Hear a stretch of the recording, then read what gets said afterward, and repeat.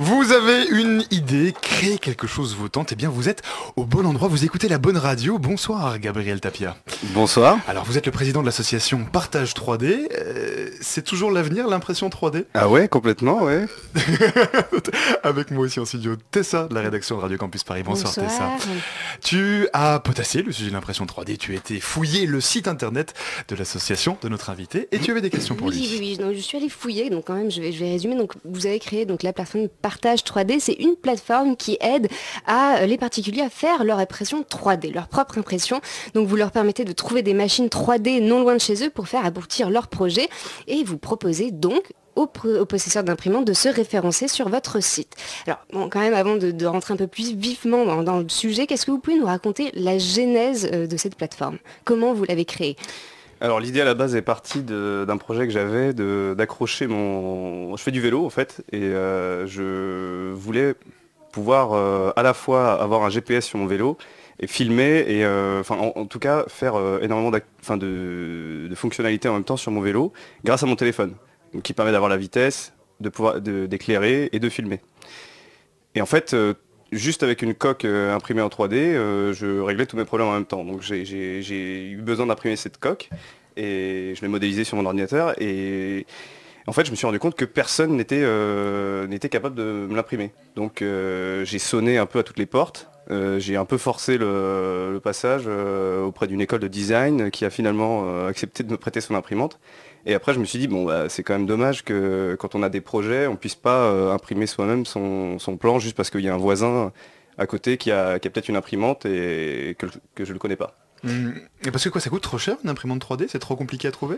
Alors en fait, ça dépend. Le prix d'une imprimante est vraiment très, très variable. Ça dépend ce que vous voulez imprimer avec, ça dépend... la matière qui est imprimée, ça dépend d'énormément de choses à prendre en compte avant de lancer son projet. Et donc il y a des imprimantes aujourd'hui que vous pouvez acheter, ça descend dans les 100 € actuellement là. Donc ça, il faut les fabriquer soi-même et c'est vraiment un projet qu'il faut gérer soi-même. Donc avant d'imprimer l'objet pour le faire soi-même, il faut monter exactement. Il y a d'ailleurs des projets qui se lancent comme ça, notamment le projet RepRap qui consiste à mettre en open source des pièces d'imprimante 3D qui servent à imprimer d'autres imprimantes 3D. Et d'ailleurs, il y a des personnes qui, sur partage3d.fr, sont venues pour imprimer leur imprimante.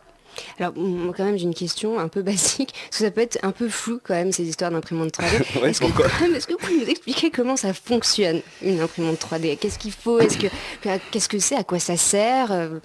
Quelle matière vous utilisez? Alors, en fait, l'impression 3D, c'est une façon détournée de qualifier ce qu'on appelle la fabrication additive. C'est-à-dire que... Ah, ça m'aide, ça y est, c'est bon, je suis éclairée là. Ça y est. Donc, alors, je reprends. Donc, en fait, la fabrication additive, ça consiste à superposer des couches pour obtenir à la fin un objet en volume. Donc, pourquoi on appelle ça l'impression 3D? C'est parce que finalement, quand on imprime en 2D, on envoie une couche d'encre sur une page, donc il y a une seule couche. Et en fait, quand on multiplie ces couches, et que ces couches ont du volume, ça donne naissance à un objet qui a une réelle forme tridimensionnelle. D'accord. Alors je sais pas si c'est plus clair comme ça, mais je pourrais vous montrer. Alors vous dites, c'est notamment sur votre site web de votre association, et on va y revenir, mais que pour imprimante 3D, il suffit juste d'avoir un plan 3D. Alors pareil, même question, ça ressemble à quoi un plan 3D? Alors actuellement il y a un format de plan 3D qui s'appelle le format .stl. Donc en fait on pourrait faire le lien avec le .pdf. Finalement c'est à peu près la même chose, sauf que STL ça veut dire stéréolithographie. Et ce format est un format universel qui peut être envoyé, qui peut être généré par à peu près n'importe quel logiciel de modélisation 3D. Et qui peut être accepté par toutes les imprimantes 3D. Et justement, ce logiciel 3D, est-ce qu'il est payant ou est-ce que tout le monde peut avoir accès à ce genre de logiciel Alors, il n'y en a pas qu'un, il y en a plein, et il y en a qui sont gratuits, très faciles d'usage. Et après, bon, ça dépend, parce que, encore une fois, si on cherche à imprimer un modèle, un visage, quelque chose qui ressemble vraiment à la réalité, à la nature, enfin à des... une prestation d'art presque. Là, il faut des logiciels qui sont vraiment très très évolués et qui sont très compliqués. En revanche, si vous voulez fabriquer une coque de téléphone, comme je disais tout à l'heure, ou un boîtier ou tout ce que vous pouvez imaginer, c'est très simple d'utiliser des logiciels gratuits qui permettent de le faire et c'est à la portée de tout le monde. C'est vraiment à la portée de tout le monde peut le faire. Alors cela dit, vous, votre association, donc Partage 3D, alors vous n'imprimez pas directement pour les gens, si j'ai bien compris, mais en fait vous mettez en contact les personnes qui ont une imprimante 3D, c'est bien ça? Exactement. Donc en fait concrètement, c'est quoi? J'ai une imprimante 3D, je m'inscris sur le site. Et après, vous mettez ceux qui cherchent et ceux qui ont une imprimante. C'est ça. Je fais des grands gestes dans le studio. C'est ça. Si vous voulez, c'est un petit peu comme un site de petites annonces où un propriétaire d'imprimante 3D va publier son imprimante qui va rester de façon déterminée tant qu'il ne la modifie pas. Et toutes les personnes qui auront besoin de le contacter le verront et lui enverront un message avec un plan. Et après, la transaction se fait entre les deux particuliers. Ben justement, la question, combien ça coûte à peu près? J'imagine que ça doit changer en fonction du projet, de la grosseur de l'objet, de la finesse, mais à peu près une tranche de combien ça coûterait? Alors, sur Partage 3D, on a pris le parti de ne pas imposer de prix et de laisser le choix au maker, donc au propriétaire d'imprimante, de définir lui-même son prix. Oui, parce que c'est pas gratuit, c'est ça qu'il faut préciser, c'est-à-dire que ça a un coût évidemment pour la personne qui imprime, donc du coup en fait il y a quand même une transaction. Oui, alors il y a un coût, c'est vrai, mais en fait si on regarde le prix de la matière imprimée en 3D, c'est vraiment minime comme prix, parce que pour vous donner un ordre d'idée, pour avoir une idée, oui.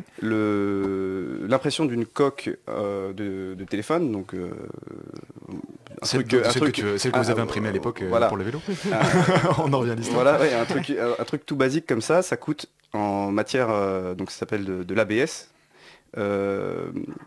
ou du PLA, enfin bon, il y a différentes matières, mais en général ça coûte dans les 20 centimes d'imprimer une coque de téléphone. Ce qui revient à pas du tout. Donc finalement, comment est-ce qu'on peut tirer de la rentabilité de ça? Parce que la personne qui rend son service a quand même envie de finalement ne pas passer des heures et des heures à modéliser, à imprimer le modèle de quelqu'un. Oui, parce que ça prend du temps par contre. Donc il choisit son prix. Il dit bon bah voilà, pour cette pièce-là, au total, je vous fais 10 euros, 20 euros, voilà. Et le but étant que les prix restent abordables, parce que de toute façon c'est pas cher. Et d'arranger en fait la demande et le solliciter, quoi. Et de mettre les deux gens en contact.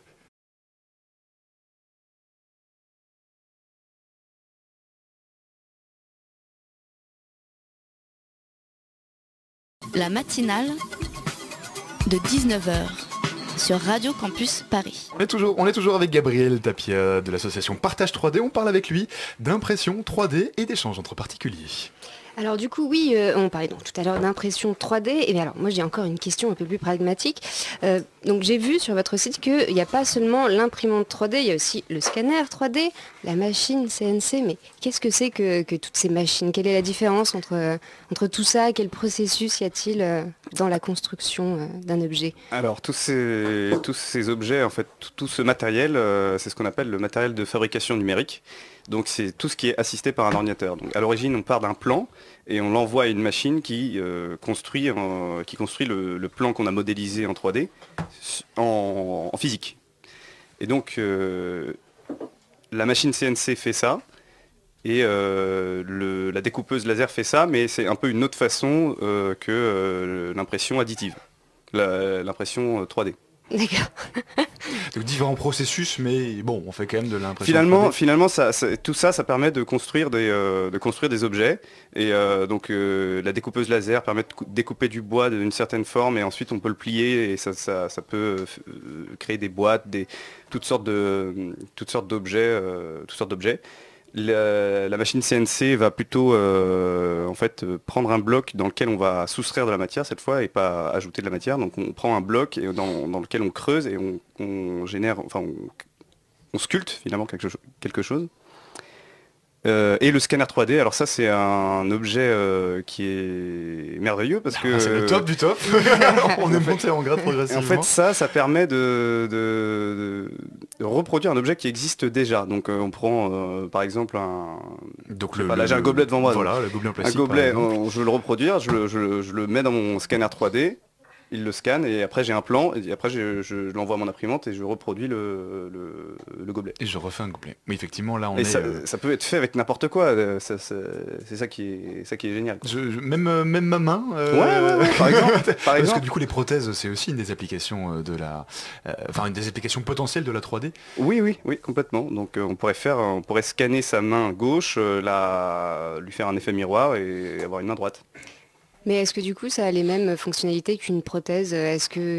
Parce que j'imagine que ça doit être moins sensible ou non, doit y avoir... Non, alors là je peux pas répondre directement parce qu'il faudrait que je sois... Enfin, c'est de l'ordre de la médecine, je sais pas dire si exactement comment ça fonctionne, mais il y a eu différents projets qui ont été faits sur la fabrication de prothèses à partir d'imprimantes 3D, justement parce qu'on est capable de produire à l'individu et en fonction de la taille des membres de la personne, enfin de produire des prothèses qui sont toujours à la bonne taille en fonction de l'âge et des caractéristiques de la personne en question. Gabriel Tapia, votre association donc s'appelle Partage 3D. C'est un site internet qui met en relation les gens qui ont une imprimante 3D et les gens qui n'en ont pas ou qui ont un projet. Aujourd'hui, il y a combien de personnes qui sont sur cette plateforme, sur ce site internet? Alors aujourd'hui, j'aimerais qu'il y en ait plus. Non mais il y en aura 100 millions en plus après cette interview, on est d'accord. Mais aujourd'hui, il y en a combien? Il y en a 99. En fait, il y a 99 personnes qui ont publié leur imprimante 3D en France. La majorité sont en Île-de-France. Mais l'idée est que ça augmente, ça augmente. Et il y a 150 inscrits. D'accord, vous ne prenez pas de commission au passage sur le site internet? Non, il n'y a aucune commission. C'est juste mis à disposition des personnes qui peuvent passer. Voilà, l'arrangement se fait entre les particuliers. Alors moi j'ai vu que vous étiez partenaire du Sumo Robot 2007. Sumobot. Je suis désolée. Ouais. Alors ça se déroule le 25 février, c'est des combats de robots. Racontez-nous, qu'est-ce que c'est que ça? Tout à fait. Alors c'est un tournoi qui est organisé une fois par an dans l'école d'ingénieurs Essier. Et en fait, c'est des robots qui s'affrontent. Les élèves fabriquent leurs robots. Et d'ailleurs, en fait, ce sont des élèves, mais c'est pas forcément. Ça peut être des gens qui viennent de n'importe où, qui mettent leurs robots sur un ring.